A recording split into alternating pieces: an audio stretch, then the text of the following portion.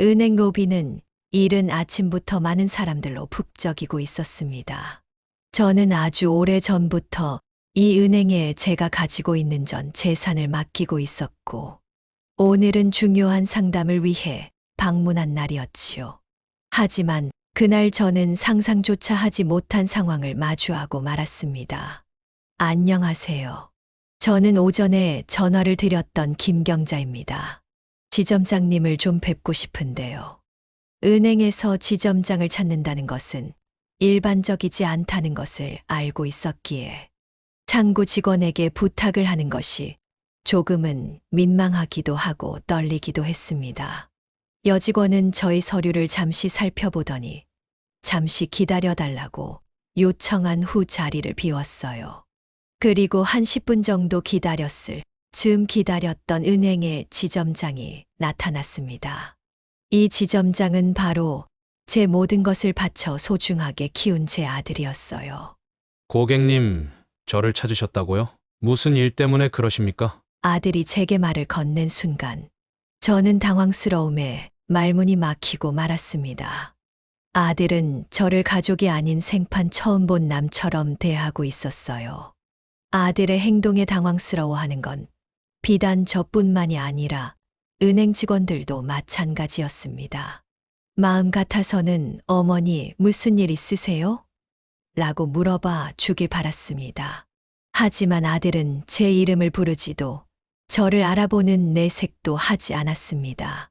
저를 낯선 사람으로 대하며 고객들 앞에서 마치 스쳐 지나가는 타인처럼 행동했지요. 저는 우선 급한 일을 해결해야 했기 때문에 당혹감은 잠시 접어두기로 하고 아들에게 필요한 부분에 대한 이야기를 꺼내 놓았습니다.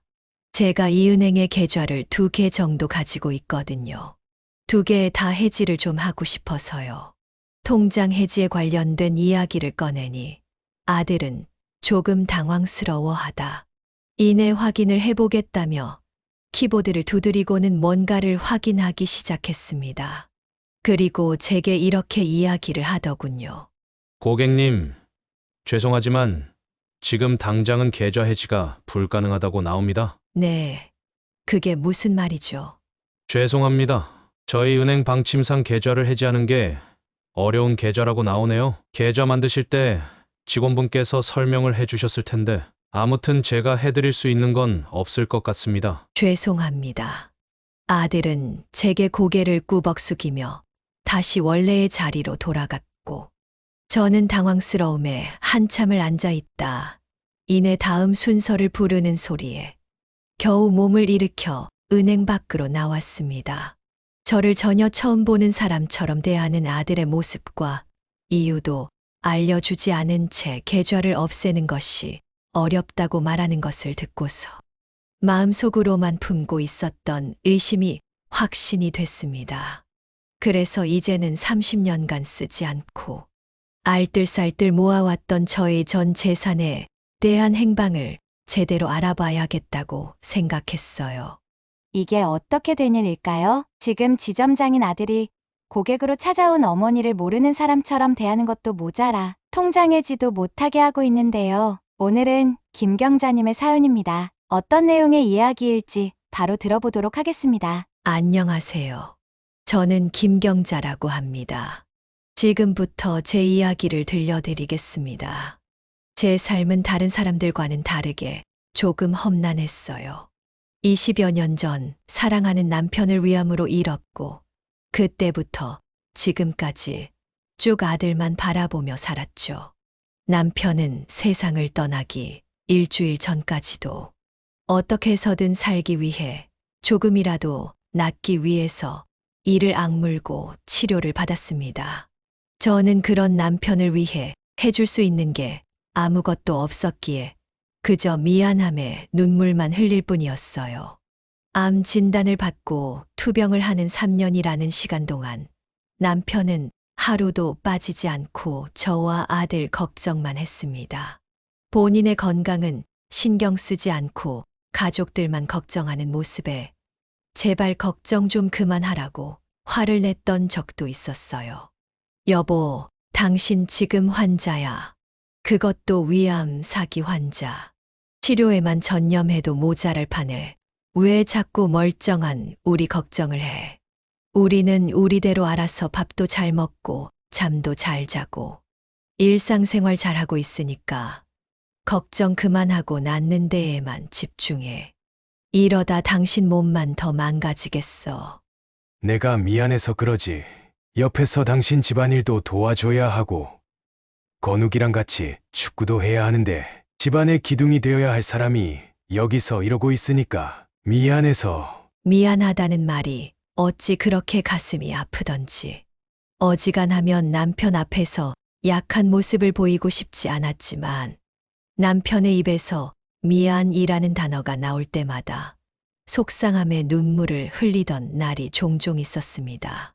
남편은 살고자 하는 의지가 아주 강한 사람이었지만 이미 병기가 너무 많이 진행이 되어 있는 상황이었던 데다 다른 장기로 전이까지 되어 있는 상황이었기에 결국 암을 이겨내지 못하고 저와 아들만 남겨둔 채 세상을 떠나고 말았습니다. 남편이 세상을 떠났을 때의 상실감은 이루 말할 수도 없을 정도였죠. 장례를 치르는 내내 울다 까무러치기를 반복할 정도였으니까요. 하지만 마냥 우울해하면서 슬퍼하고 있을 수만은 없었습니다. 제게는 지켜야 할 아들이 있었기 때문이었죠. 무사히 남편의 장례를 치른 다음 날부터 저는 되는 대로 일을 구하러 다니기 시작했습니다. 거액의 보험금이 나왔지만 그 돈이 가지고 있는 의미를 알고 있었기에 그 돈을 함부로 쓸 수가 없더라고요. 그래서 그 돈은 통장 안에 조용히 보관을 해두고 생활비는 따로 일을 구해서 마련할 수 있었습니다. 어이 김씨 행동 좀 빨리빨리 할 수 없어? 느려 터져가지고는 빨리빨리 끝내고 집에 가야 할 거 아니야? 속도 좀 더 올려. 날밤 새겠다. 공장일, 식당일, 이삿짐을 포장하는 일. 몸을 쓰면서 많은 에너지를 소모하는 일이라고 할지라도 저는 가리지 않고 뭐든지 다 해냈어요. 일을 못하고 속도가 느리다고 욕을 먹어도 오직 제가 책임져야 할 가족인 아들 하나만을 위해서 말이죠. 온 몸에 땀이 흐르고 근육통이 찾아오고 관절이 아파도 아들만 생각하면 모든 것들을 엄마라는 이름 하나로 버텨낼 수 있었습니다. 그런 말이 있잖아요. 부모 중 한 사람이라도 없으면 자식들은 쉽게 엇나갈 수 있다고. 다행히 저희 아들은 단 한 번의 엇나감 없이 그리고 제 속 한 번 썩이지 않고 아주 건강하고 바르게 잘 자라줬어요. 중고등학교 성적은 물론이고 대학교도 좋은 곳으로 들어가 등록금 한 번 내지 않고 전액 장학금으로 다녔죠. 게다가 남들도 혀를 내두르며 칭찬할 정도로 아주 효자였습니다. 그렇게 힘들게 키운 아들은 30대에 접어들었을 무렵 유명은행의 공채 직원 모집에 합격해 입사를 하게 됐어요. 최종 합격 연락을 받은 아들은 저를 얼싸안고 이렇게 말했습니다. 어머니, 이제 고생 끝 행복 시작이에요. 그동안 저 위에서 고생하신 만큼 제가 호강시켜 드릴게요. 정말 고생 많으셨어요, 어머니. 아니다. 고생은 무슨, 나보다는 공부하랴, 취업 준비하랴, 여러모로 바빴던 네가 더 고생 많았지. 엄마는 네가 너무 자랑스럽다. 그동안 고생 많았어. 그리고 저는 아들이 은행에 입사를 하자마자 아들이 근무를 하는 은행에다가 제가 가지고 있던 전 재산을 맡겼습니다. 처음에는 거기에다가 통장 개설을 할 생각도 없었고 은행을 옮길 생각도 없었는데 아들이 제게 이런 이야기를 하더라고요. 어머니, 이번 기회에 은행 옮기시는 게 어때요? 요즘 금융사고도 많이 일어나고 통장 비밀번호 유출되는 일도 빈번하게 일어난다는데 제가 다니고 있는 은행에다가 정기예금 예치해 두시면 제가 더 신경 써서 관리할게요. 아들의 얘기를 듣고 저는 고민을 하다가 아들이 다니고 있는 은행으로 예금을 옮겨 놓았습니다. 아무래도 가족이 근무하고 있는 곳에다 돈을 맡겨두면 조금 더 마음이 편할 것 같더라고요. 주변 지인들에게도 그 이야기를 하니 다들 입을 모아 이렇게 이야기를 하더군요. 어머, 너무 섣부르게 결정한 거 아니야? 터놓고 말해서 아들이 언제까지 그 은행에 근무할 줄 알고 거기다가 예금을 묶어도 그것도 전 재산을. 그래. 요즘은 내 배 아파서 낳은 자식도 믿을 수가 없는 세상이라는데. 잘 좀 알아보고 옮기든지 하지 그랬어. 어차피 우리 아들은 내 돈에 관심 없어. 그리고 일 처리 하나는 야무지내니까 알아서 잘 관리해 주겠지. 본인이 본인 입으로 그렇게 이야기하기도 했고, 이때까지만 해도 저는 아들을 철석같이 믿고 있었습니다. 힘들게 키운 아들이었기에 제 뒤통수를 치는 일 따위는 죽었다 깨어나도 없을 거라 생각했죠. 그런데 이런 제 생각과는 달리 아들은 시간이 흐르면 흐를수록 점점 이상하게 변하기 시작했습니다. 야근을 빌미로 술을 마시고 고주망태가 되어 집에 돌아오는 일. 그리고 현관문 앞에서 술 주정을 하며 고성방가를 하는 일도 적지 않게 일어났어요. 처음에는 직장인이니 충분히 저럴 수 있다 생각하며 그러려니 하는 마음을 가지고 있었지만 이런 일이 자주 일어나니 짜증이 확 올라오더군요. 그래서 어느 날은 아들의 등짝을 손바닥으로 내리치며 소리를 질렀습니다. 이놈아, 왜 요즘 들어서 자꾸 안 하던 짓을 해? 말 못할 고민 같은 게 있으면 고민이 있다고 이야기를 하든가 할 것이지. 뭐하러 코가 삐뚤어지고 다리에 힘이 풀릴 때까지 술을 먹고 집에 들어오느냔 말이야. 속 다 버리게. 어머니, 저 이번에 승진할 것 같아요. 지점장으로요. 어머니, 아들 최연소 지점장이 될 수도 있다고요. 그래서 지금부터 비즈니스 하고 다니는 거예요. 이해 좀 해주세요. 최연소 지점장이 될 수도 있다는 말에 솔직히 조금 놀랐습니다. 아들의 나이가 그렇게 많지도 않았고, 은행 지점장이 되려면 어느 정도 경력이 있어야 하는 걸로 알고 있었거든요. 그래서 처음에는 그 말을 믿지 않았습니다. 주위에서 하는 허풍 정도로만 생각했어요. 그런데 정확히 2달 정도의 시간이 흐른 후 아들은 정말 은행의 최연소 지점장으로 승진을 하게 됐습니다. 은행에 입사한 지 정확히 7년 정도가 지난 시점이었죠. 아들은 방긋 웃으며 제게 당당하게 이야기했습니다. 어머니, 제가 뭐라고 했어요? 최연소 지점장으로 승진할 거라고 했죠? 제가 밖에서 이렇게나 인정받는 사람이에요. 앞으로 더 자랑스러운 아들이 될 테니까 지켜봐 주세요. 그래, 우리 아들 장하다. 하지만 아들, 높은 자리에 빨리 올라갈수록 더욱 겸손해져야 하는 거 알고 있지? 벼도 익을수록 고개를 숙인다는 말이 있잖아. 나 최연소 지점장이요. 하고 고개 뻣뻣하게 들고 다니지 말고 겸손하게 행동하고 다녀. 알겠지? 당연하죠. 걱정하지 마세요, 어머니. 알아서 잘하고 다닐 테니까. 아들은 제게 걱정하지 말라고 이야기했지만 아들의 태도 변화는 아주 빠르게 나타났습니다. 지점장으로 승진한 이후 아들은 저와 함께 살던 집에서 독립을 했고 전화를 하면 바쁘다는 핑계로 끊기 일쑤였으며 전화를 건다고 하더라도 짧은 안부 인사가 끝이었어요. 이런 아들의 태도가 조금 서운하기는 했지만 그만큼 일이 바쁘다는 것을 알고 있었기에 저는 아무 말 없이 아들을 이해하려고 했습니다. 그리고 얼마 지나지 않아 아들은 결혼하고 싶은 사람이 생겼다며 차만 아가씨를 데리고 와 제게 소개해줬어요. 아들이 여자친구를 만나고 있는 줄도 몰랐기에 결혼이라는 단어가 나왔을 때 조금 당황스러웠지만 그래도 좋은 아가씨인 것 같아 결혼을 허락했습니다. 그 후 상견례도 하고 혼주로서 한복도 맞추고 여러모로 바쁜 하루를 보냈죠. 아들의 결혼식 준비를 하면서 가장 많이 떠오른 사람은 바로 남편이었습니다. 남편도 함께 있었다면 참 좋아했을 텐데 아들이랑 술도 한잔하고 결혼 선배로서 해줄 이야기들도 많았을 텐데 하면서 이 순간을 함께하지 못하는 것에 대해 못내 아쉬운 마음이 들더라고요. 그래도 마음으로 함께한다고 생각하면서 하루 일정을 마무리할 때마다 머리맡에 놓인 남편의 사진을 보며 미주알 고주알 하루 일상을 털어놓곤 했습니다. 그렇게 시간이 흘러 아들은 무사히 결혼식을 마칠 수 있었어요. 아들을 낳고 기르며 결혼까지 다 시켜놓으니 비로소 제 역할이 다 끝났다는 생각이 들더군요.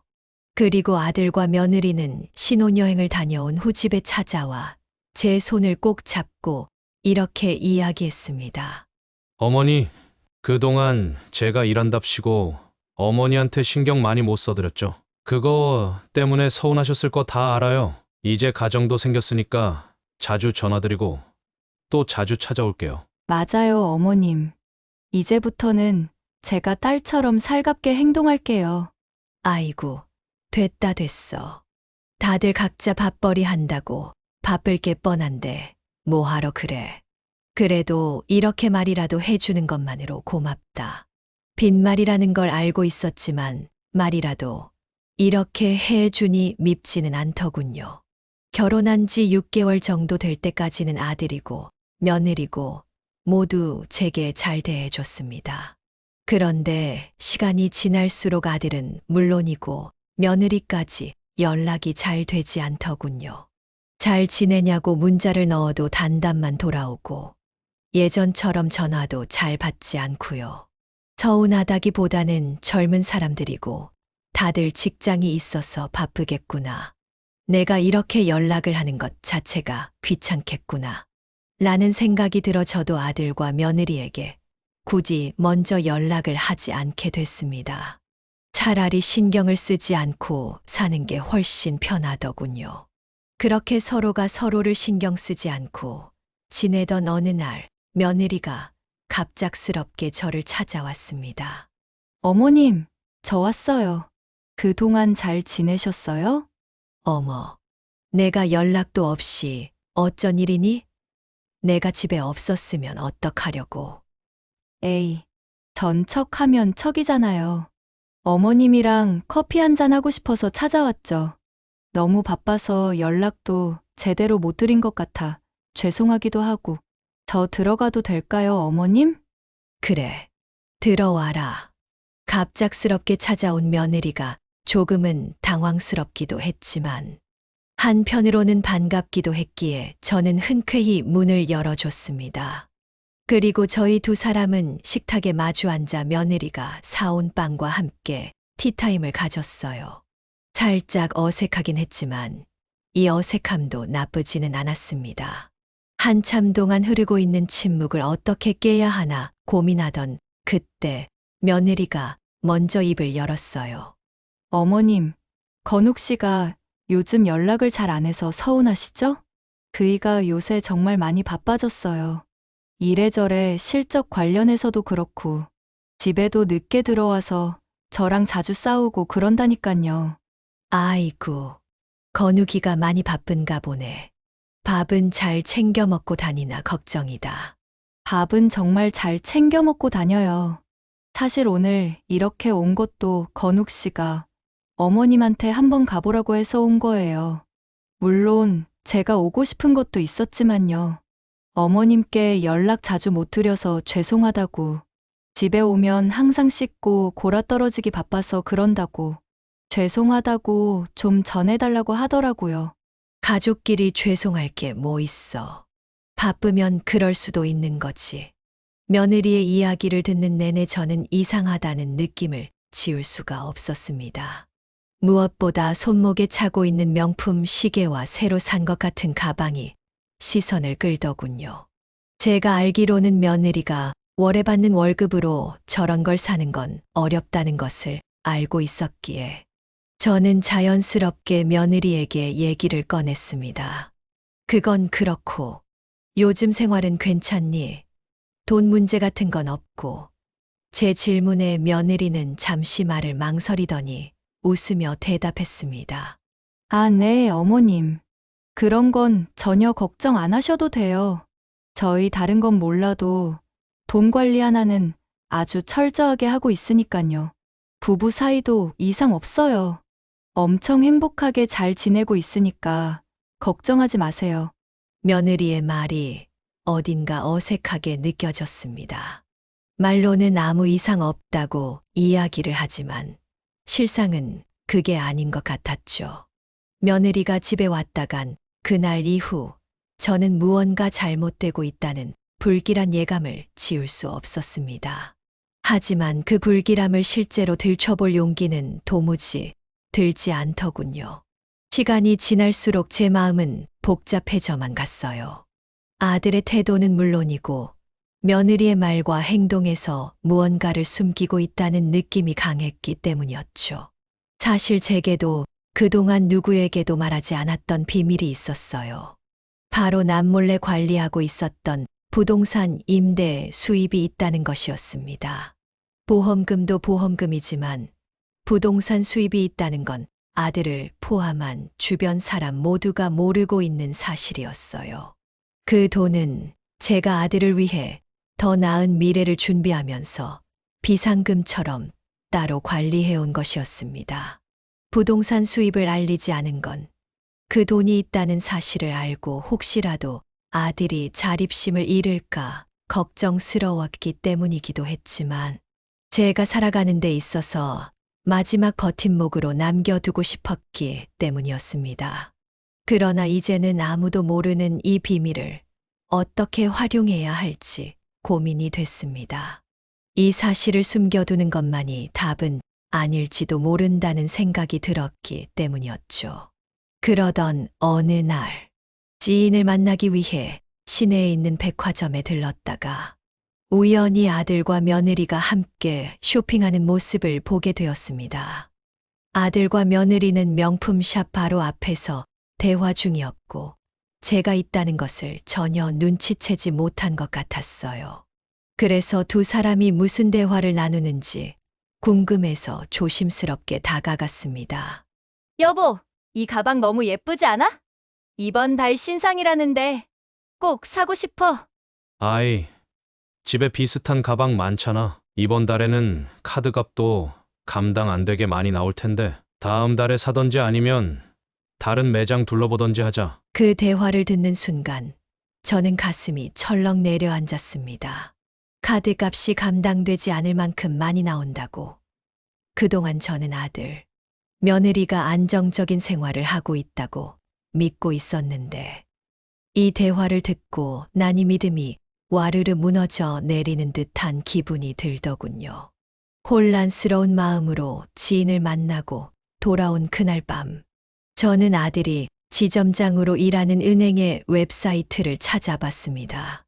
제 이름으로 개설된 계좌의 내역을 살펴봤고 그 안에서 낯선 기록들을 발견할 수 있었어요. 큰 금액이 정기적으로 이동한 흔적이 있었으며 입금자를 확인할 수 없는 기록들이 너무나 많았죠. 아들을 믿고 예금 예치를 한 것인데 제가 모르는 돈이 오간 흔적이 남아있다는 것이, 그리고 그 돈이 입금된 곳이 어디인지도 확인되지 않는다는 것이 말이 안 된다고 생각했습니다. 그래서 저는 이 부분부터 바로잡기 위해 다음 날 은행을 직접 찾아갔어요. 지점장인 아들은 다른 직원들에게 업무를 지시하느라 바빠 보였는데 저와 눈을 마주치자 미소를 지으며 제게 다가왔습니다. 어머니, 어쩐 일이세요? 갑자기 은행에 다 오시고. 건우가 계좌 내역을 좀 확인해 보고 싶은데 아무리 생각해도 이상한 점이 좀 있어서 말이야. 확인 가능하지? 제 말을 들은 아들은 당황스러운 표정을 지었습니다. 그 표정을 애써 숨기려 했지만 그 눈빛 속의 불안함이 스쳐 지나가더군요. 그리고 제게 단호한 표정으로 이렇게 대답했습니다. 어머니 계좌는 VVIP 계좌로 특별 관리되고 있어서 걱정 안 하셔도 돼요. 그 이상한 게 뭔지는 잘 모르겠지만 아무 이상 없이 제가 잘 관리 중입니다. 정말 잘 관리되고 있는 거 맞니? 내가 직접 보고 싶은데. 아들 말을 못 믿으시는 거예요? 저 어머니한테 한 번도 거짓말 한 적 없잖아요. 아무 이상 없이 잘 관리되고 있으니까 이만 돌아가세요. 오늘 월요일이라 업무도 많고 조금 있다가 다른 VIP 고객님들 전화도 받아야 해요. 아들의 성화에 저는 결국 계좌 내역을 확인하지 못하고 발걸음을 돌려야 했습니다. 아들은 계좌가 잘 관리되고 있다고 했지만 찜찜한 마음은 쉽게 사라지지 않았어요. 그래서 저는 일단 아들보다는 며느리를 먼저 캐봐야겠다고 생각하고 며느리에게 전화를 걸어 차 한잔 하자고 말하며 집으로 불러들였습니다. 그리고 며느리와 함께 쿠키와 차를 나눠 먹으며 은근슬쩍 이야기를 꺼내봤어요. 아가, 요즘 생활이 많이 힘들진 않니? 우리 건욱이가 많이 바빠서 네가 신경 쓸 게 많을 것 같은데 힘든 거 있으면 지금 편하게 이야기해도 괜찮다. 아, 아니에요. 어머님, 괜찮아요. 힘든 것도 없고 아무 일도 없어요. 저희 문제 없이 정말 잘 지내고 있는 거려. 그래도 신경 써 주셔서 감사해요, 어머님. 며느리는 웃으며 대답했지만 그날과 마찬가지로 어딘가 모르게 말투하며 미소가 어색하다는 것을 바로 알아차릴 수 있었습니다. 그리고 얼마 지나지 않아 며느리가 의자 옆에 두고 간 가방을 보면서 저는 깊은 생각에 빠졌어요. 그 가방은 바로 얼마 전 백화점에서 며느리가 사고 싶어 했던 가방이었거든요. 가방은 며느리가 집을 나선 지 몇 분도 채 지나지 않아 다시 찾아갔지만 분명 카드값이 많이 나왔다고 했는데 이 가방을 살 돈이 어디서 났는지에 대해 의문이 들었습니다. 워낙 급하게 가방을 찾아 나가버린 탓에 어떻게 이걸 샀는지에 대해서도 물어볼 수가 없었어요. 제가 찾은 단서는 여기서 끝나지 않았습니다. 며칠 후 백화점에서 우연히 며느리를 보게 됐는데 명품샵 앞에서 고가의 옷과 가방을 잔뜩 구매한 뒤 카드로 결제하면서 한바구음을 짓고 있더군요. 그 모습을 보는데 정말 기가 막혀서 아무 말도 할 수가 없더군요. 대체 무슨 돈으로 저 많은 옷과 가방들을 구매한 건지 이제는 제대로 알아야겠다고 생각했습니다. 아들과 며느리가 무슨 짓을 하고 있는 건지 알고 싶었고 제가 가지고 있는 돈들이 온전히 지켜지고 있는지도 알고 싶었어요. 그렇게 다음 날 저는 이 일에 대해 상담하기 위해서 집 앞에 있는 변호사 사무실을 찾았습니다. 변호사님은 묵묵히 저의 이야기를 들으시더니 제게 조심스럽게 물어보시더군요. 어머님, 혹시 계좌나 대출 내역, 거래 내역을 직접 확인해 보신 적이 있으신가요? 아니요. 제 아들이 잘 관리하고 있을 거라고 생각해서 한 번도 확인해 보지 않았어요. 제 아들이 은행의 지점장이기도 하고 저한테 거짓말을 단 한 번도 한 적이 없거든요. 그렇다면 이번 기회에 한번 확인해 보시는 게 좋겠습니다. 최근 몇 년간 은행 관련 사기 사건이 늘어나고 있습니다. 물론 가족 사이에서도 예외가 아니었고요. 젊은 사람들이야 본인 계좌를 직접 관리하지만 어느 정도 연세가 있으신 분들은 자녀분들이 직접 관리를 해준다고 하고 악용을 하는 경우도 덜어 있거든요. 변호사님의 진심 어린 조언을 듣고 저는 더 이상 망설이기만 할 수 없다는 생각이 들었습니다. 저는 변호사님의 도움을 받아서 아들의 재정 상황을 제대로 조사하기 시작했습니다. 그 과정에서 밝혀진 사실은 실로 충격적이었어요. 말도 제대로 할 수 없을 정도였죠.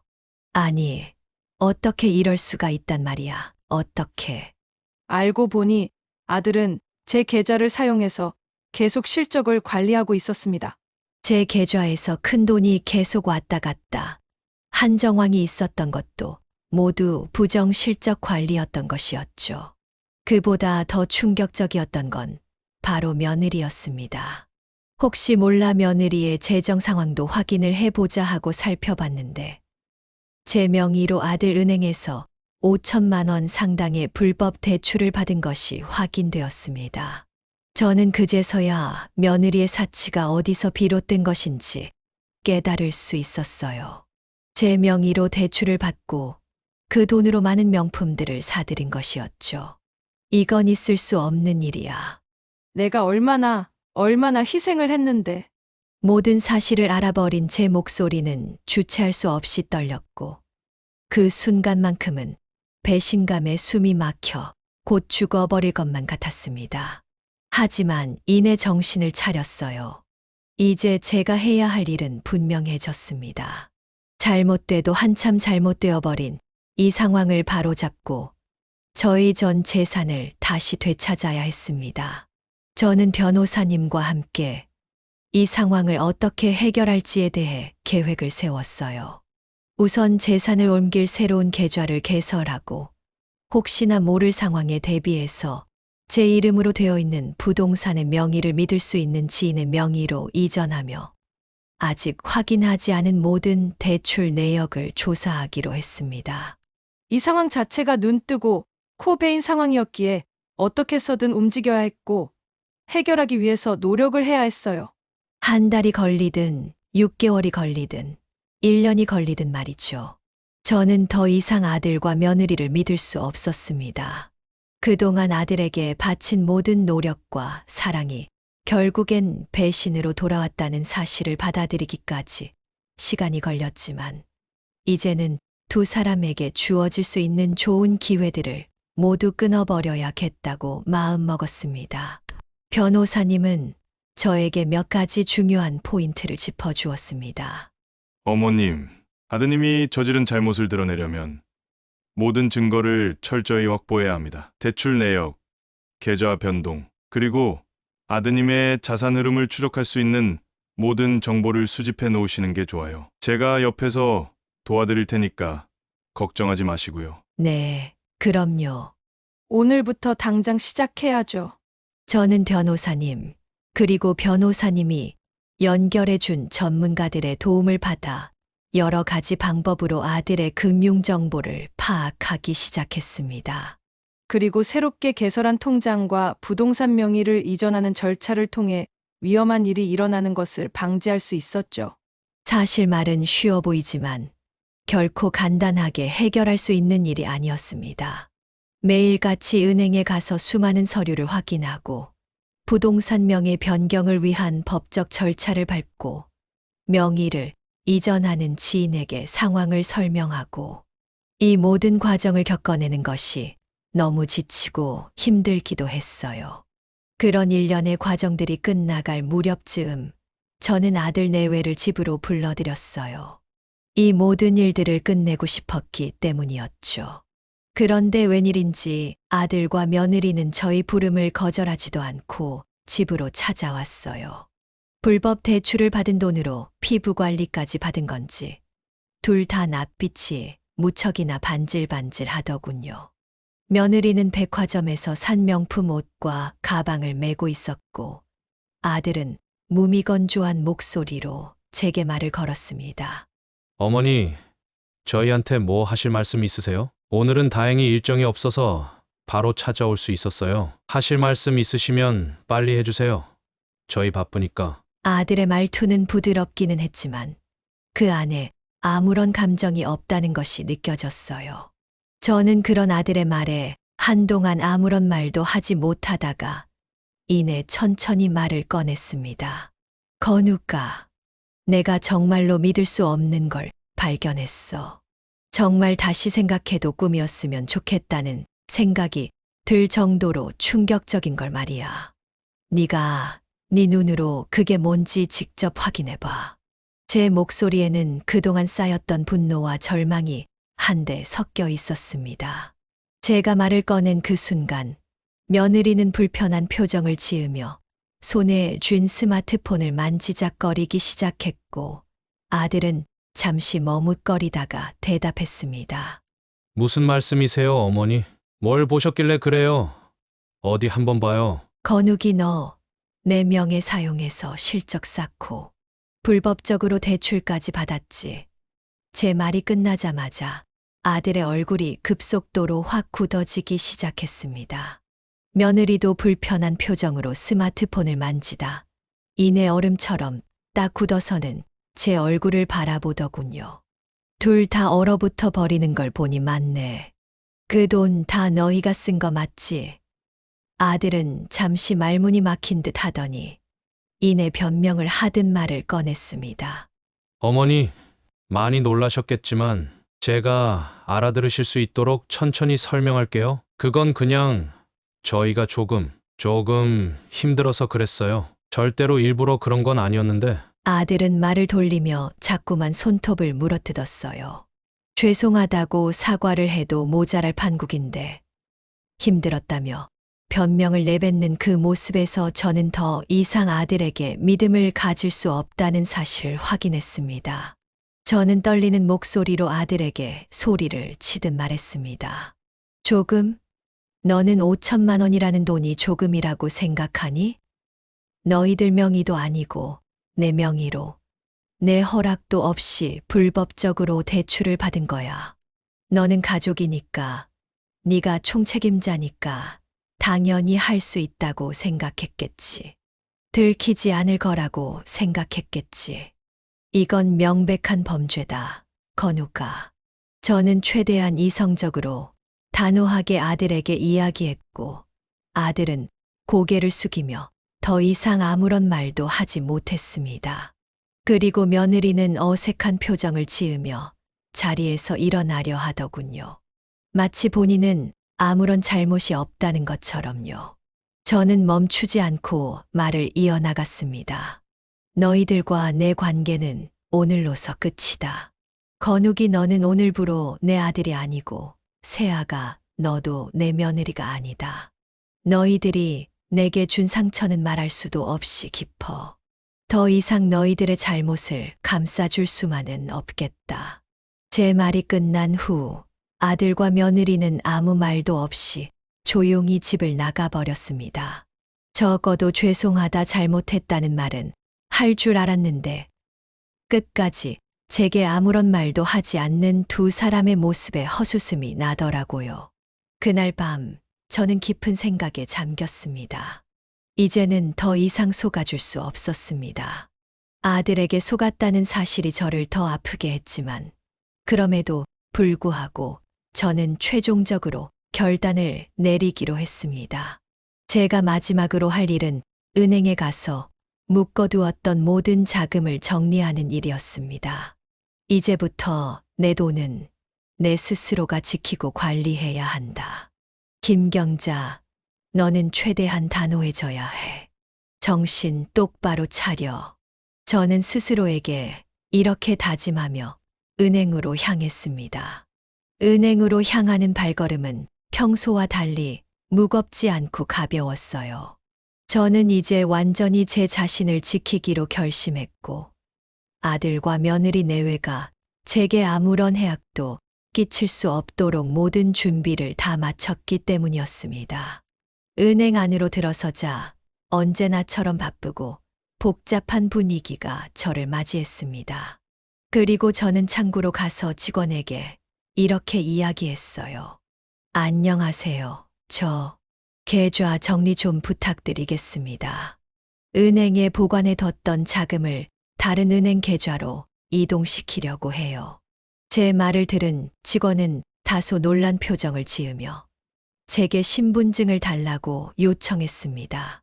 고객님, 저희 은행에 예금이 꽤 큰 금액이 예치되어 있네요. 이 정도 금액을 옮기기 위해서는 절차가 좀 필요해서요. 잠시만 기다려 주시겠습니까? 네, 알겠어요. 기다릴게요. 저는 직원이 요청하는 서류를 내밀었고 차분히 기다렸습니다. 그 순간 저의 마음속에는 망설임 없이 결단을 내린 감정이 자리 잡고 있었습니다. 지금 제가 하려는 건 단순히 돈을 옮기려는 것이 아니라 제 삶을 새롭게 시작하는 중대한 결정이었기 때문이었죠. 잠시 후 담당 직원이 돌아왔고 직원은 모든 절차를 꼼꼼하게 진행했습니다. 모든 예금 계좌는 해지되었고 제가 가지고 있던 모든 돈을 다른 계좌로 송금하는 데 성공했어요. 다 되셨습니다, 고객님. 더 필요하신 거 있으실까요? 아니요. 수고 많으셨습니다. 감사합니다. 모든 일이 마무리되자 그제야 마음이 놓였습니다. 저는 이제 모든 것을 다시 제자리로 돌려놓았고, 더 이상 누구에게도 의지하지 않고 나 스스로 관리를 해야겠다는 결심이 확고해졌어요. 그리고 그날 오후, 모르는 번호로 전화가 한 통 걸려왔습니다. 제게 전화를 건 사람은 바로 아들이었어요. 어머니, 오늘 은행에 오셨었다면서요? 예금을 해지하셨다고 들었는데 왜 그러신 거예요? 너 어제 내가 이야기해 준 것들 다 잊어먹었니? 내가 농담하는 것 같았어. 더 이상 너희들이 날 속이는 거에 당하고만 있지는 않을 거라고 했잖아. 내 명의로 불법 대출을 받은 것도 모자라서 부정 실적까지 관리하는 것까지 다 봐버렸는데 내가 뭘 믿고 너희 은행에 내 돈을 맡겨둘 수 있겠니? 말도 안 되는 소리지. 어머니, 그게 아니라고 했잖아요. 다 오해하시는 거라고. 제가 어제는 당황스러워서 아무 말도 못했는데 설명드릴게요. 그러니까 아들이 더 이상 말을 이어가려고 하는 게 보이자 저는 아들의 말을 끊어버렸습니다. 더 이상 말하지 마. 말도 안 되는 변명 같은 거 듣고 싶지도 않다. 너는 몰랐겠지. 내가 이렇게 대처할 거라는 걸. 내가 몰랐을 땐 손 놓고 당하기만 했어도 이제는 아니야. 나를 도와주는 사람들이 있었거든. 그 사람들이 없었다면 너희가 날 속이는 걸 끝까지 몰랐을 거야. 어제도 말했지만 오늘 다시 말해주마. 너와 나는 이제부터 남남이다. 너는 내 아들이 아니고 나도 내 어미가 아니다. 그러니 다시는 전화하지 말거라. 저는 뒤도 돌아보지 않고 전화를 끊어버렸습니다.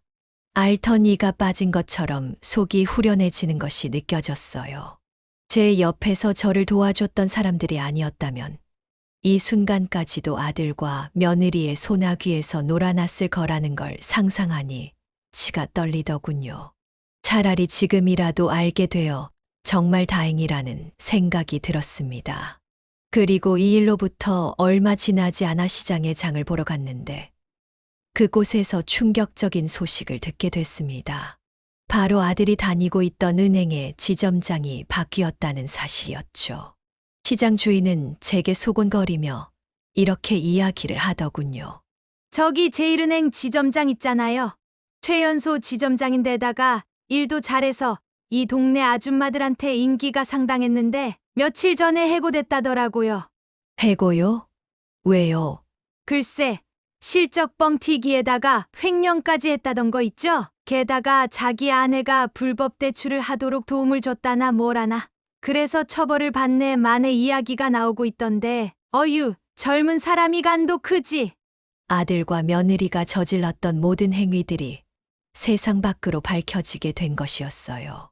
알고 보니 마침 이 시즌이 은행 내부 감사가 시행되는 시즌이었고 마침 거기서 증거를 인멸하지 못한 아들과 며느리의 범죄 행각들이 모두 들통이 난 것 같더라고요. 저는 차라리 다행이라고 생각했습니다. 금융범죄는 숨기면 숨길수록 피해가 커지기 마련이었으니까요. 저와 같은 피해를 보는 사람들이 더는 생기지 않을 것이라는 뜻이기도 했기에 지금 와서 걸리게 된 것이 어쩌면 다행일지도 모른다는 생각이 들더군요. 그리고 걸리게 되면 제대로 법적인 처벌도 받을 거라는 걸 알고 있었기에 더더욱 다행이라고 생각했습니다. 아들과 며느리의 진실이 밝혀졌다는 걸 알게 된 그 날 저녁. 아들, 며느리는 집으로 찾아와서 눈물을 흘리며 제 앞에 무릎을 꿇었습니다. 어머니, 정말 죄송합니다. 제가 정말 자식으로서 하면 안 될 짓을 했어요. 어머니가 저를 그동안 얼마나 애지중지 잘 키워주셨는지 다 알면서 그런 말도 안 되는 행동을. 죄송합니다, 어머니. 한 번만 용서해 주세요. 어머님, 저도 죄송해요. 제가 사치에 눈이 멀어서 하면 안 될 짓을 하고 말았어요. 원래 제가 이런 사람이 아닌데 뭐가 씌어도 제대로 씌인 것 같아요. 다시는 이런 일 하지 않을게요. 처벌도 달게 받을 테니까 제발 용서해 주세요. 제발요. 저는 제 앞에서 무릎을 꿇고 싹싹 빌며 눈물을 흘리는 아들과 며느리를 한참 동안 바라보다 이렇게 대답했습니다. 용서고 뭐고 이제는 다 필요 없어. 이제 모든 걸 다 내려놓고 나 같은 노인들을 돕는 일이나 하면서 살려고 해. 너희는 너희의 길을 가고 나는 앞으로 내 길을 온전히 걸어갈 거야. 너희들한테 도와달라고 말할 일도 없을 거고 연락을 할 일도 없을 거다. 물론 너희를 용서해 주는 일도 없을 거야. 아들은 충격을 받은 듯한 얼굴로 아무런 말을 잇지 못했습니다. 며느리 역시 아무 말도 하지 못한 채 눈치를 보며 무릎을 꿇고 있었어요. 그런 두 사람에게 저는 더 이상 미련이 없다는 표정을 지으며 말을 이었습니다. 건우가, 나는 그동안 너를 위해서 모든 걸 바쳤다. 내 이름 김경자가 아니라 건욱 엄마라는 이름으로 평생을 살았어. 하지만 이제는 온전히 나만을 바라보고 생각하면서 나와 같은 노인들을 돕는데 평생을 쏟아보려고 한다. 그러니 이제 우리 얼굴 볼 일 없었으면 좋겠구나. 저는 두 사람의 얼굴을 한참 바라본 후 더 이상 아무 말도 하지 않았습니다. 아들과 며느리의 얼굴에 떠오른 후회와 고통의 표정은 저 스스로를 더욱 단호하게 만들었습니다. 두 사람이 사과를 하든 후회를 하든 제가 원하는 것은 이제 단 하나였습니다. 바로 저만의 삶을 살고 제가 이루고 싶은 목표를 향해 가는 것이었지요. 그렇게 아들과 며느리가 제게서 멀어진 후 저는 본격적으로 새로운 길을 향해 나아가기 시작했습니다. 저처럼 늙은 사람이 대체 무엇을 할 수 있을지 의문을 품었던 사람들도 적지 않았어요. 하지만 어떻게든 할 수 있는 일들은 많았습니다. 그렇게 뭘 해야 할까 고민을 하던 저는 원래 살던 곳을 떠나 이사를 가게 되면서 저 같은 노인들을 위한 실버 금융 컨설팅 회사를 차리게 되었습니다. 단순히 재정에 관한 문제를 도와주는 곳이 아니라 은퇴 후 안정된 삶을 원하지만 금융적인 면에서 어려움을 겪는 저 같은 노인들에게 도움을 주고자 세운 회사입니다.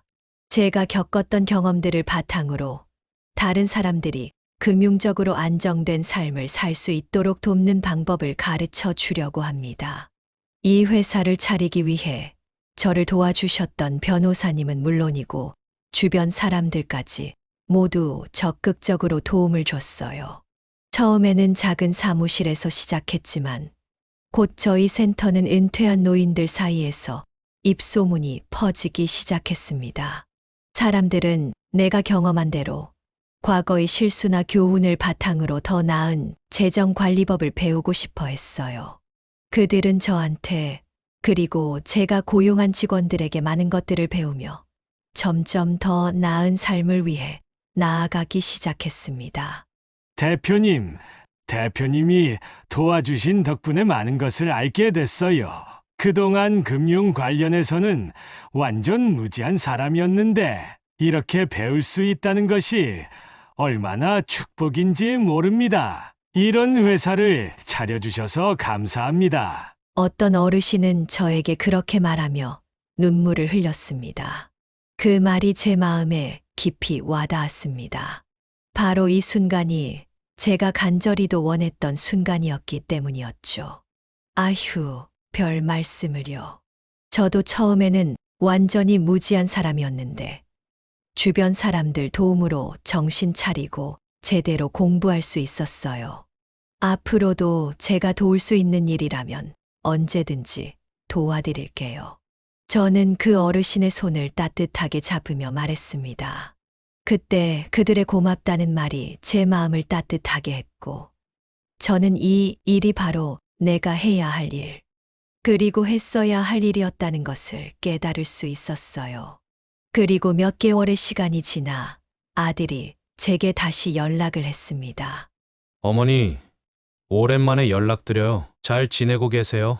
너랑 나랑의 모자 관계는 끝났다고 말했지 않니? 그리고 전화번호도 바꿨는데 어떻게 알아내서 연락한 거야? 어머니, 꼭 찾아뵙고 드리고 싶은 말씀이 있어요. 저 한 번만 만나주세요. 제발요. 아들은 눈물을 흘리며 제게 만남을 요청했습니다. 솔직히 아들의 얼굴을 더는 보고 싶지 않았지만 무슨 말을 하려는 건지 궁금하기는 하더군요. 그래서 저는 제가 일하고 있는 센터의 주소를 알려준 후 그곳으로 찾아오라고 했습니다.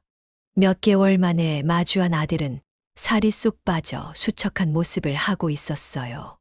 그리고 아들은 더 이상 저를 차가운 태도로 대하지 않았고 오히려 그동안 있었던 일, 그리고 본인이 겪었던 감정에 대해 이야기하며 눈물을 뚝뚝 흘리면서 이렇게 이야기를 하더군요.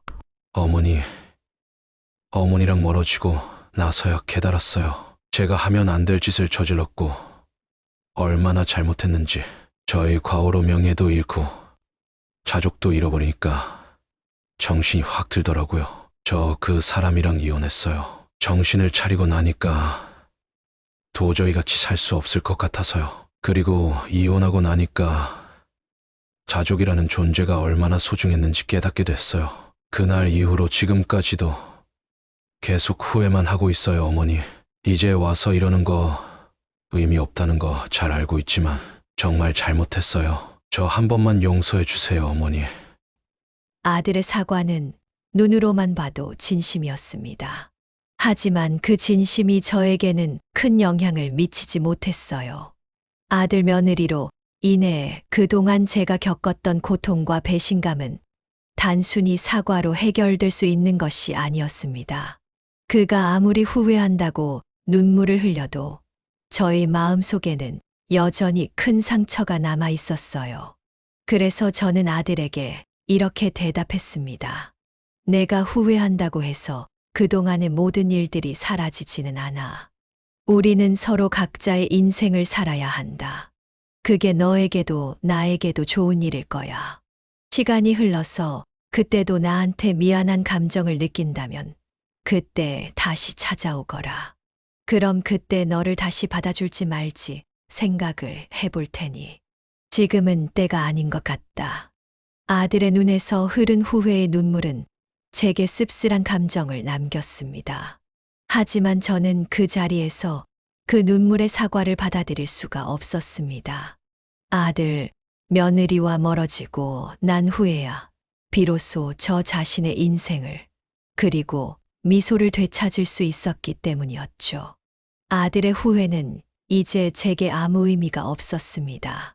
저는 60대 중반이 되어서야 저의 인생을 제대로 되찾을 수 있었습니다. 더 이상 제 자신을 희생하며 저를 버리고 남을 위해 살아가는 삶을 살아가고 있지 않아요. 오직 내 스스로를 위해 그리고 내가 도와줄 수 있는 사람들을 위해서 살아갈 것입니다. 지금도 그렇고 앞으로도 계속 말이죠. 그리고 저는 아직도 많은 사람들에게 도움이 되고 있습니다. 금융 컨설팅을 통해 많은 어르신들이 재정적 안정을 찾고 그들이 삶을 조금 더 행복하게 살 수 있도록 도와주고 있어요. 그럼으로써 나는 진정한 나를 되찾고 삶의 의미를 찾은 셈이 되었습니다. 만약 저처럼 살아오셨거나 지금 이 순간에도 나 스스로를 버리고 남을 위해 살아가시는 분들이 계신다면 절대로 그런 삶을 살지 말라고 날 위해 살아가라는 이야기를 해드리고 싶어요. 저의 긴 이야기를 들어주셔서 진심으로 감사드립니다. 새해 복 많이 받으시고 모두 행복한 일들만 가득하시기를 바라요. 네, 오늘 이야기는 어떠셨나요? 오늘 이야기를 듣고 어떻게 생각하시는지 어머님, 아버님의 생각을 댓글로 공유해주세요. 저는 또 다른 사연으로 찾아뵙겠습니다. 좋아요, 구독, 알람 설정을 통해 앞으로도 따뜻한 정을 나눌 수 있게 함께해주세요. 어머님, 아버님의 삶의 지혜와 경험을 나눌 수 있는 통로가 되겠습니다. 오늘도 인생을 바꾸는 관점을 통해 사연을 들어주셔서 감사합니다.